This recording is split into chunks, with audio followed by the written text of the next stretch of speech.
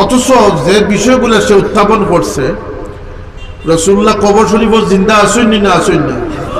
হায়াতুন নবী আমরা মানি না, রাসূলুল্লাহ গায়বের খবর জানতাম আমরা মানি না, মানি তো আমরা মানতে অতখান মানি যে রাসূলুল্লাহর গোলাম যারা, আল্লাহর ওলি যারা, তারাও গায়বের খবর কইতে পারে। সাদুল সাহেব গায়বের খবর কইছে, হাত থেকে ফুলতুলি সাহেবের কাছে গায়বের খবর আছে, এগুলা বহু ঘটনা আছে। এমনকি 9 বছর 12 বছর সন্তান না হওয়ার কারণে সাবর কাছে গেছো, সাবে কইছেন আমি কিতা করতাম, বলতে আপনি দোয়া করুক, আপনি কোনটা দেখুয়া, তো তাবিজ একটা দিয়া কইছেন, যাও আল্লাহ দিবনে যখন সন্তান হইব তাবিজ খুলিয়া ভিতরে নাম পাইবা, সেই নাম রাখিল।